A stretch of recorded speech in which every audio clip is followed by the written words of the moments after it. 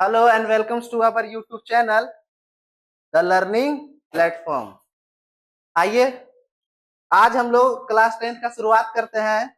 और सबसे पहले क्लास 10 की तैयारी करने से पहले आपको ये मालूम होना चाहिए कि वो पढ़ना क्या है, कैसे पढ़ना है, एग्जाम का पैटर्न क्या होता है, इन सभी चीजों के बारे में। चलिए सिलेबस डिस्कस करते हैं।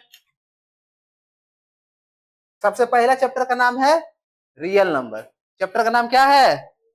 Real number. बोलिए ना। हाँ, तो रियल नंबर का बात करें तो इस चैप्टर का वेटेज कितना है? 4 मार्क्स। कितना मार्क्स है? और यहां से जनरली दो तरह का क्वेश्चन देखिए। एक क्वेश्चन आता है यहां से एमसीक्यू, 1 नंबर के लिए, और एक क्वेश्चन आता है शॉर्ट टाइप क्वेश्चन, 3 नंबर के लिए।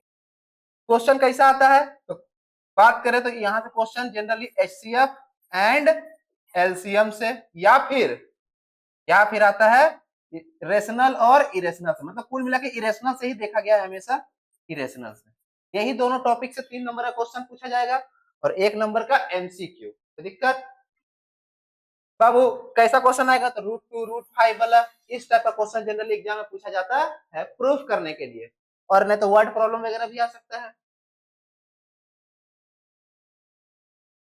अगला चैप्टर का नाम है पॉलिनोमियल। ये आप लोग क्लास 8 से पढ़ते आ रहे होंगे, है कि नहीं? हाँ जी। पॉलिनोमियल का बात करें तो यहाँ से भी कितना मार्क्स का? 4 मार्क्स का चैप्टर। क्लियर है? और यहाँ से भी एग्जाम का पैटर्न के हिसाब से हम लोग चले तो यहाँ से दो तरह का क्वेश्चन देखिए। 4 नंबर, कभी कभी 3 नंबर का भी रहता है, ठीक है। तो एमसीक्यू कितना?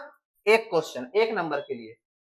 एक होता है very short type question 2 number के लिए। अगर इस चैप्टर का वेटेज होगा 3 नंबर तो आएगा 2 नंबर में, और अगर बाबू होगा इस चैप्टर का वेटेज 4 नंबर तो आएगा 3 नंबर के लिए।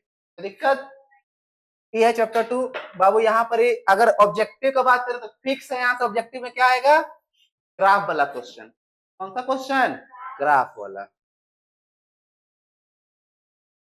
अगला चैप्टर का नाम है लीनियर इक्वेशन इन 2 वेरिएबल। इस चैप्टर का बात करें तो इस चैप्टर का वेटेज लगभग लगभग 4 ही नंबर है। क्लियर है? कई बार 5 नंबर के लिए भी आता है। तो अगर इस चैप्टर का वेटेज 4 नंबर है तो यहाँ से क्वेश्चन कैसे पूछा जाएगा? दो तरह का। पहला है एमसीक्यू, एक क्वेश्चन, ठीक है। और एक होता है यहाँ से ग्राफ वाला क्वेश्चन। आपको ग्राफ बनाने के लिए मिलेगा, इक्वेशन लिखा हुआ रहेगा और क्या बनाना रहेगा? ग्राफ। ग्राफ वाला क्वेश्चन यहाँ से फिक्स रहता है। आपको एक क्वेश्चन एकदम ग्राफ से 100%। ग्राफ इस तरह का बनाने के लिए आता है, इंटरसेक्टिंग पैरेलल और कोइंसिडेंट वाला। मतलब इक्वेशन रहेगा, आप ग्राफ बनाएंगे और आगे आप इसको देख के समझ जाएंगे कि ये ग्राफ कैसा है। समझे? तो इस चैप्टर का वेटेज कितना है? 4 नंबर। बढ़े आगे। अगला चैप्टर क्वाड्रेटिक इक्वेशन। इस चैप्टर का वेटेज कहते तो 4 से 5 नंबर, यहां से भी। और यहां से भी कितना तरह क्वेश्चन? दो ही प्रकार का। सबसे पहले बात करें तो एमसीक्यू एक क्वेश्चन, और एक आता है 3 नंबर के लिए। तो दिक्कत नहीं आया बात समझ में?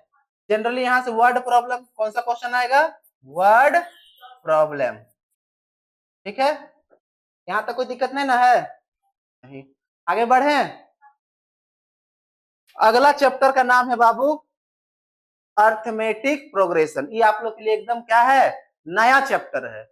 इस चैप्टर का बात करें हम लोग अर्थमेटिक प्रोग्रेशन से तो इस चैप्टर का वेटेज है 5 to 6 मार्क्स। अगर यहां से क्वेश्चन का बात करें तो कुल 3 प्रकार का क्वेश्चन।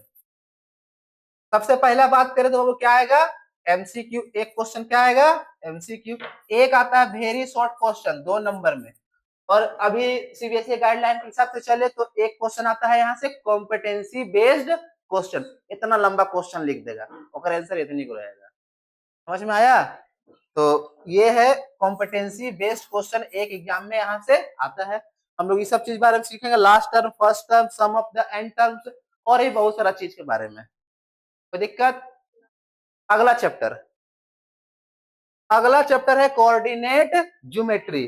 अगर कोऑर्डिनेट ज्योमेट्री का बात करें तो यहां से भी लगभग लगभग 4 से 5 नंबर, 4 to 5 मार्क्स।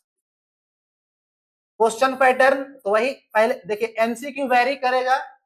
एक से दो क्वेश्चन एमसीक्यू भी रह सकता है, कोई कोई चैप्टर से दो क्वेश्चन ही पूछा जाता है, मतलब एसर्शन रीजन एक रहता है, एक से दो एसर्शन रीजन, तो कोई चैप्टर से दो को एमसीक्यू भी रिपीट होता है, ठीक है। और अगर बात करें यहाँ से तो एक क्वेश्चन सीधे सीधे 3 नंबर के लिए भी या डायरेक्ट 4 नंबर के लिए लॉन्ग में भी पूछा जाता है, लॉन्ग क्वेश्चन में या शॉर्ट में भी पूछा जाता है। यह है कोऑर्डिनेट ज्योमेट्री। जनरली हम लोग डिस्टेंस वगैरह के बारे में जानते हैं, मिड पॉइंट फॉर्मूला सीखेंगे, डिस्टेंस फॉर्मूला सीखेंगे और आगे। अगला चैप्टर का नाम है ट्रायंगल। ये भी आप लोग क्लास 6-7 से पढ़ते हुए आ रहे होंगे, scalar triangle, right angle triangle, लेकिन अब यहाँ पर ही उसका हम लोग ब्रीफ पार्ट पढ़ेंगे। जैसे थेल्स थ्योरम क्या होता है, मिड पॉइंट थ्योरम क्या होता है, इससे रिलेटेड क्वेश्चन वगैरह सीखेंगे, इसका कंसेप्ट सीखेंगे। क्लियर। अगर हम यहाँ ट्रायंगल से बात करें तो ट्रायंगल से कुल कितना नंबर का चैप्टर आता है, तो ट्रायंगल का बात करें तो यहाँ से इस चैप्टर का वेटेज बहुत ज्यादा होता है, 7 to 8 मार्क्स। क्लियर है ना। यहाँ से क्वेश्चन पैटर्न का बात करें बाबू तो कितना आता है, पहली बात तो एक से दो गो एमसीक्यू। क्लियर। एक आता है वेरी शॉर्ट क्वेश्चन और एक आता है शॉर्ट टाइप क्वेश्चन। यहाँ से कुछ इसी प्रकार का क्वेश्चन देखने को जनरली मिलता है। तो ये है ट्रायंगल चैप्टर। कितना नंबर का वेटेज है, 7 से 8। कोई दिक्कत। चलिए अगला चैप्टर का नाम है बाबू, ट्रायंगल के बाद क्या आता है, अगला चैप्टर का नाम है इंट्रोडक्शन टू ट्रिग्नोमेट्री। ये एकदम सबसे नया चैप्टर है, इससे पहले आप लोग इसका बारे में नहीं जानते होंगे। समझ लीजिए कि क्लास 11-12 में अगर कोई बच्चा साइंस ले रहा है, जेई कर रहा है, सीयूईटी कर रहा है, तो ये चैप्टर क्या है, नींव है, आगे के पढ़ाई के लिए क्या है, नींव। बहुत लोग बोलेगा ये चैप्टर बहुत ज्यादा क्या है, हार्ड, समझे, लेकिन हम लोग को इस तरह से पढ़ना है कि हमको आसान लगे, मैक्सिमम प्रैक्टिस करना है, अच्छा अच्छा क्वेश्चन देखना है। क्लियर है। अगर ट्रिग्नोमेट्री का बात करें तो यहाँ से क्वेश्चन कुल 8 नंबर का रहता है, 8 मार्क्स। क्वेश्चन यहाँ से 3 तरह का, एक आता है बाबू एमसीक्यू, एक आता है वेरी शॉर्ट क्वेश्चन और एक आता है शॉर्ट या लॉन्ग क्वेश्चन। क्लियर है। यहाँ जनरली लोग साइन कॉस टेन ये सब के बारे में जानेंगे, ये सब आप पहली बार सुन रहे हो, sine theta, cos theta, tan theta, है ना जी, ये सब पहली बार है। तो इसको एकदम अच्छा से पढ़ना है, ये चैप्टर बहुत दमदार है, एकदम दम निकल जाएगा, ऐसा चैप्टर है। पहले डर लगे लगा। आइए, सम एप्लीकेशन ऑफ ट्रिग्नोमेट्री, बहुत जगह हाइट एंड डिस्टेंस लिखा हुआ रहता है, बस अगर कोई बच्चा ट्रिग्नोमेट्री सीख ले तो उसका यूज यहाँ पर पड़ता है। तो यहाँ इस चैप्टर का बात करें तो इस चैप्टर का वेटेज है 5 मार्क्स। कितना मार्क्स, 5 मार्क्स। देखिए यहाँ से डायरेक्ट क्वेश्चन पूछता है, सीधे कॉम्पिटेंसी बेस्ड क्वेश्चन, इतना बड़ा सा लिख देगा एकदम और बोलेगा क्या चीज तो सॉल्व करें।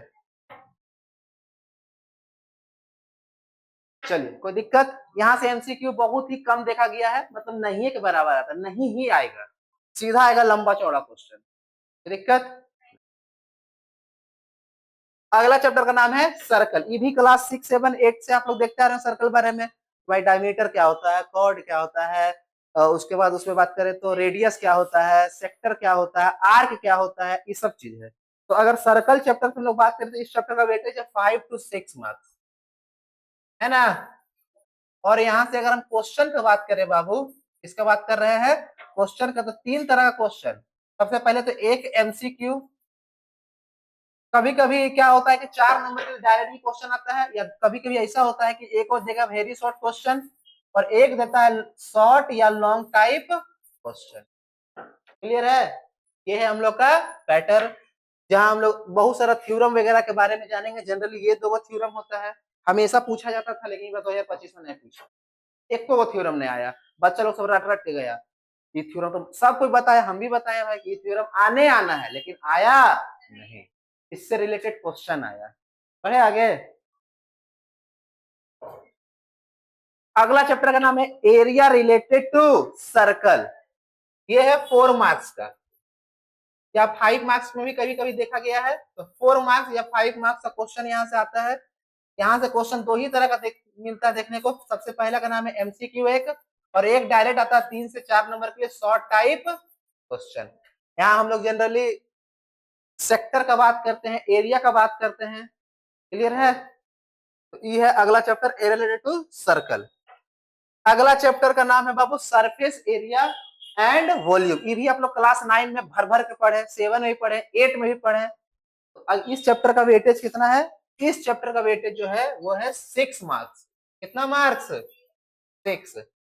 बात करें यहां से हम लोग पैटर्न का, तो एक एमसीक्यू फिक्स है और यहां से सीधे शॉर्ट टाइप क्वेश्चन यहां से एक डायरेक्टली पूछा जाता है। क्लियर है? अगला चैप्टर का नाम है स्टैटिक्स। निहायत ही आसान चैप्टर, बच्चा वाला।